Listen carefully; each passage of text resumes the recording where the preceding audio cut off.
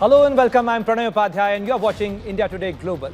We are starting this bulletin with the latest updates of violent and volatile situation of India's eastern neighbor Bangladesh. As Bangladesh prepares to welcome Tariq Rahman, the son of Khalida Zia, former Prime Minister, and former Bangladesh President General Ziaur Rahman, the country's finance advisor Dr. Salahuddin Ahmed has said that the interim government does not want a bitter relationship with a bigger neighbor like India. According to Bangladesh media reports, Ahmed said that the chief advisor Muhammad Yunus is personally engaged in efforts to ease tensions and restore normalcy in relation with New Delhi.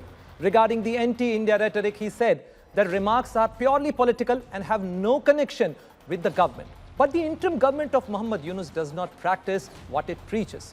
Since the ouster of former Prime Minister Sheikh Hasina in August last year, Bangladesh has seen a surge in anti-India rhetoric. Hindus and temples have been attacked, and extremist elements are now rising and spewing venom against India in their speeches. Constant threats of separating the northeastern states or the seven sisters from India have been part of their speeches.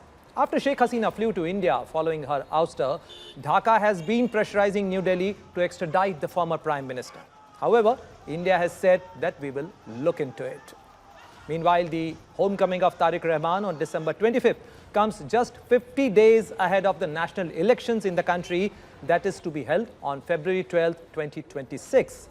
Amid the chaos and rise in extremism, the return of Rahman is seen by the BNP as a lifeline and an attempt to strengthen its waning grassroots. This will further energize the voters and party cadres ahead of the elections. Rahman's return could also fill the void created due to his absence and the poor health of his mother and former Prime Minister of Bangladesh, Khalida Zia. Stage is set for Tariq Rahman's grand arrival and grand welcome in Dhaka. However, he will face several challenges that Bangladesh is suffering through. From the mob violence to the rise of fundamentalists, political instability, economic challenges, the threat to the minorities, and moreover, the Indo-Bangladesh betrayal soaring relationship. And that becomes major challenges for Tariq Rahman and his BNP to work upon as and when he begins his political journey 2.0 in Bangladesh. In Dhaka at Ground Zero, this is Ashutosh Mishra for India Today. So you have seen this report of my colleague Ashutosh Mishra from Dhaka, and we are covering the Bangladesh situation. But weeks after the student leader Sharif Usman Hadi succumbed to the gunshot, his brother has alleged that the Muhammad Yunus-led interim government is using the death of Usman Hadi as a plot to defer the Bangladesh elections scheduled on February 12, 2026. And let's listen in to what Usman Hadi's brother Omar Hadi had to say.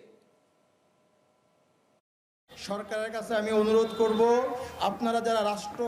request this government under whose leadership Usman Hadi was killed that they can't escape the responsibility of this murder. You too will have to face the judicial process. Maybe not now, maybe 10 years later. But I warn you that one day you will face court. If you think when you are ousted from power in next 2 months and you will run away to a different country, let me tell you that people of this country will bring you to face the justice. So we request the government to produce the culprits and ensure justice. You were part of this conspiracy to kill him and turn this issue into a reason to postpone the election. We will not let this happen.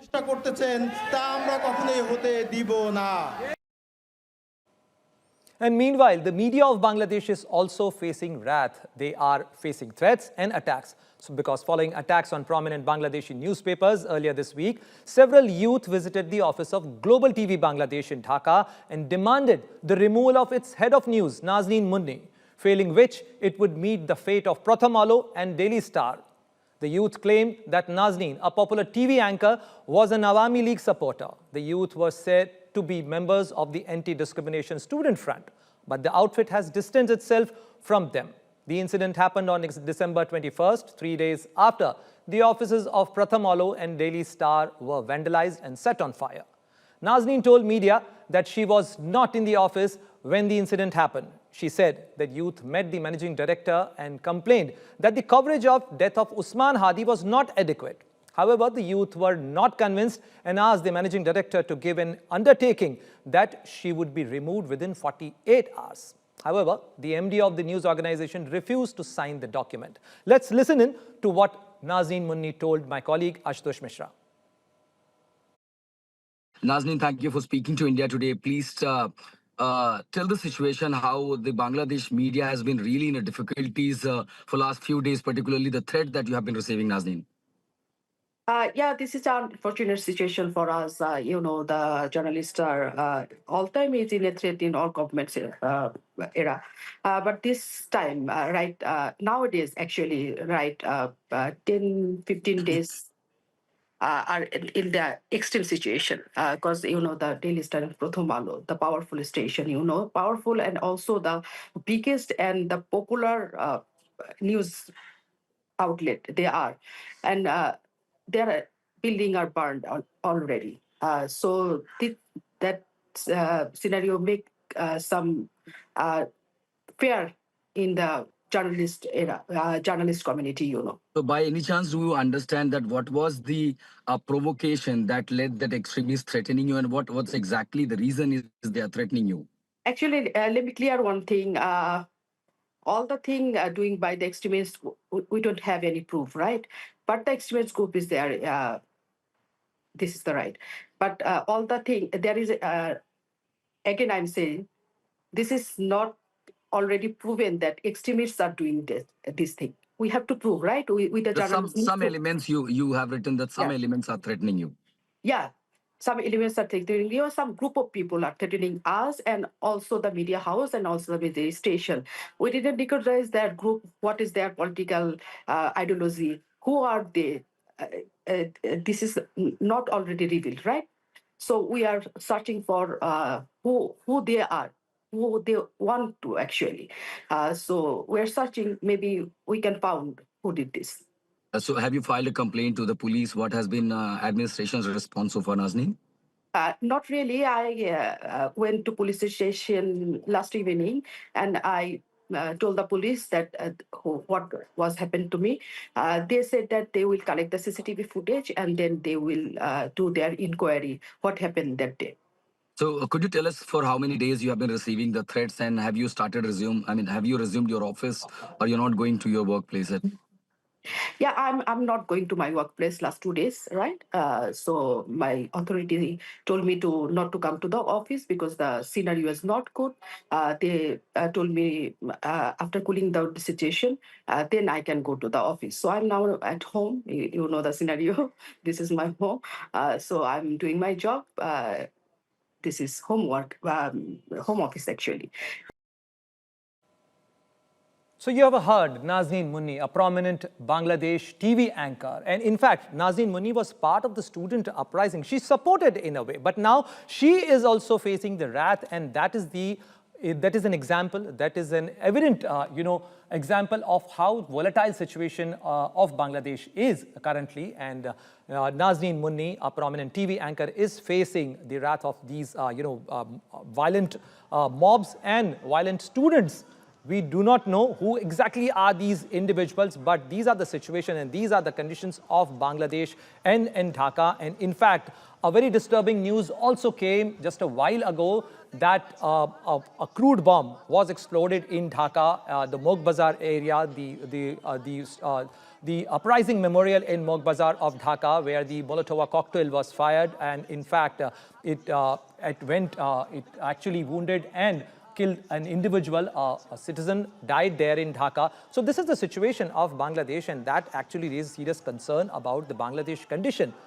And these are the visuals of the Bangladesh. But now, let's move on to another story which is generating, lot of debate, and that is in the United States. The US Department of Justice has released new Epstein files, sparking controversy. A letter allegedly from Jeffrey Epstein to Larry Nassar referred to Donald Trump as our president and mentioned a love of young nubile girls. The DOJ and FBI have since confirmed that letter is fake and contains false claims. Mahashweta Lala comes up with this report. As US Department of Justice releases fresh trove of Epstein files, skeletons are tumbling out of the closet. A letter allegedly written by a convicted sex offender Jeffrey Epstein to another sex offender Larry Nassar mentions President Donald Trump's name. In the letter, Epstein writes that President Trump shared their love of young, nubile girls. The letter was sent on August 13, 2019. But according to a statement of the DOJ, some of these documents are untrue and make sensationalist claims against the president. These documents were submitted to the FBI before the 2020 election. Reuters reports that the envelope was postmarked in Virginia 3 days after Epstein's death, not New York, and listed an incorrect jail address without his required inmate number. FBI has confirmed that the letter is fake. The agency has also affirmed that the writing does not appear to match Jeffrey Epstein's. Earlier answering to a question about the photographs of former President Bill Clinton that were released as part of Epstein files, Trump said it was a terrible thing and called Clinton a big boy. No, I don't like the pictures of Bill Clinton being shown. I don't like the pictures of other people being shown. I think it's a terrible thing. I think Bill Clinton's a big boy. He can handle it. But you probably have pictures being exposed of other people that innocently met Jeffrey Epstein years ago, many years ago, and they're, highly respected bankers and lawyers and others. The other framed personalities whose photographs have been part of the Epstein files include Michael Jackson with President Bill Clinton and Diana Ross. Bill Clinton, who is seen in a tub, and also a painting of Clinton in a dress. With Mahashweta Lala, Bureau Report, India Today. And moving on to another disturbing story. A 30-year-old Indian national, Himanshi Khurana, was murdered in Canada's Toronto last week. Law enforcement authorities issued a search warrant for 32-year-old Abdul Ghafoori on charge of first-degree murder. According to police officers and authorities, they responded to a missing persons call on night of December 19th, and on December 20th, they found the missing woman's dead body inside a residential apartment. The police says that they have issued a countrywide warrant for the arrest of 32-year-old Abdul Ghafoori from Toronto in this case. According to the Canadian media reports, police authorities suspect the case to be an act of intimate partner violence. The Indian consulate in Toronto expressed their condolences and has assured of all possible assistance to the family members. The first-degree charges has a life sentence without parole if the prosecution can prove the premeditated murder and intent to kill a person. And now, let's see what else making news around the globe and world at a glance.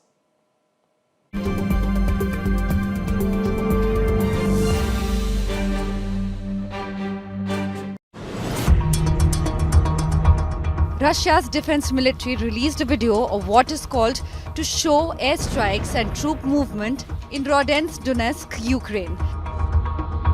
Reuters was able to confirm the locations in the video from railway lines, road layout, building and trees, which matched file and satellite imagery. The date could not be independently verified.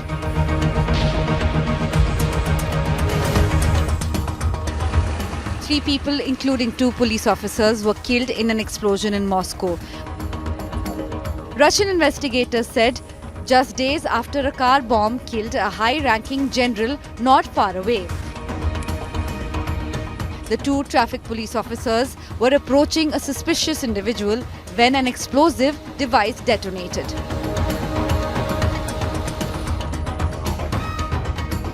The State Department announced it was barring 5 Europeans it accused of leading efforts to pressure US tech firms to censor or suppress American viewpoints. The list also includes former European Union Commissioner Thierry Breton, who clashed with tech billionaire Elon Musk over broadcasting an online interview with Donald Trump. French President Emmanuel Macron has slammed the ban on Thierry Breton and other anti-disinformation campaigners. Venezuela's National Assembly passed a law aimed at guaranteeing and protecting freedom of navigation and trade against piracy. Blockades and other illicit international acts following US seizures of vessels carrying Venezuelan oil in the Caribbean. The law of guarantee freedom of navigation and commerce against piracy, blockade and other international illicit acts was declared approved by National Assembly President after a vote.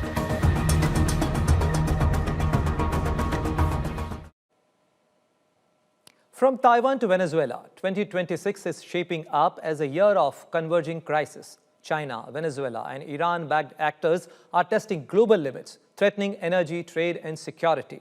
With multiple flashpoints on the rise, the world faces unprecedented risk.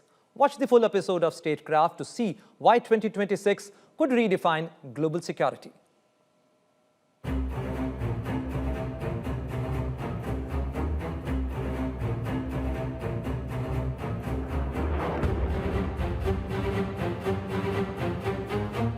"2026 is shaping up to be a year the world cannot ignore. From the Taiwan Strait to Caracas, from Tehran to Beirut, tensions are simmering in multiple corners of the globe. China edges closer to reclaiming Taiwan. The United States braces for potential confrontation with Venezuela. Israel faces escalating threats from Iran, and unrest simmers in Lebanon and the West Bank. Nations are testing boundaries, alliances are being strained, and the margin for miscalculation is razor thin. So how far are the world's powers willing to go before these simmering conflicts ignite into something far larger? Hello and welcome. You're watching Statecraft with me, Geeta Mohan.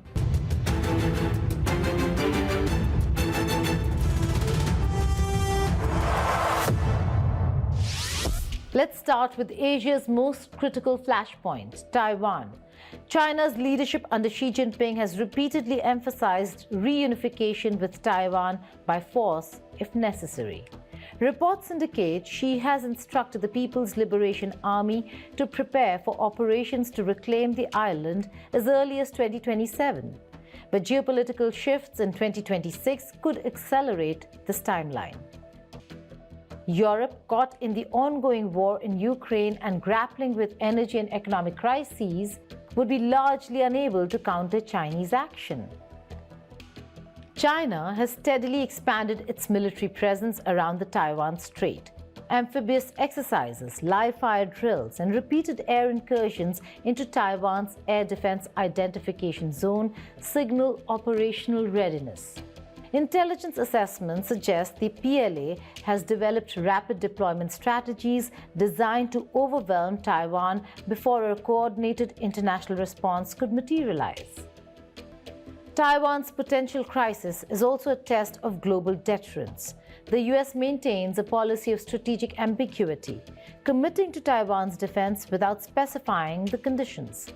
But US President Donald Trump has made it clear: fight your own wars. And if you need weapons from us, buy them. Don't ask for doles and aids. Beijing, meanwhile, calibrates its messaging to exploit divisions in Washington and NATO. Analysts warn that 2026 may see this ambiguity pushed to its limits, as China could perceive a narrow window of opportunity to act decisively. Moving to the Western Hemisphere, the United States faces another potential flashpoint: Venezuela. Under President Nicolás Maduro, Venezuela remains politically isolated, economically fragile, and increasingly militarized. Moscow and Tehran have strengthened ties with Caracas, supplying military hardware, air defense systems, and advisory support. US sanctions and diplomatic pressure persist, but Caracas has resisted external demands, making the political situation increasingly combustible. US planners would have to contend not only with Venezuelan forces, but with asymmetric threats in the Caribbean and northern South America. The risk is compounded by Venezuela's alliances. Russian military advisors and Iranian logistics support could complicate US operational planning. Even limited US strikes might provoke asymmetric retaliation, cyber attacks on financial institutions, maritime harassment in the Caribbean, or indirect action through proxy actors in neighboring countries. Unlike Taiwan or Venezuela, this theater is densely populated. Civilian casualties and infrastructure damage could escalate humanitarian crises. analysts caution that even a minor incident could trigger multi-day escalations, drawing in regional actors and international mediators. The combination of Iranian-backed proxies and Israel's preemptive doctrine creates a volatile environment. Analysts predict that 2026 may witness multiple Middle East or West Asian crises erupting in succession or even simultaneously, testing the limits of global conflict management. Deploying forces to both Latin America and the Middle East while maintaining global readiness presents a logistical and strategic challenge for America. Adversaries could exploit perceived overextension, increasing the risk of miscalculation. In such a scenario, Washington would face difficult choices about prioritization. Intelligence, diplomacy, and military presence would all be tested to unprecedented levels. Analysts warn that overlapping conflicts would magnify global instability with economic, humanitarian, and security repercussions worldwide. The world must brace for 2026. Strategic foresight, international coordination, and robust defense readiness will be tested. Potential conflicts converge, creating a year that could redefine global security for decades. Global powers must anticipate, plan, and act with precision because the convergence of crises may leave little room for error. Thank you for watching Statecraft.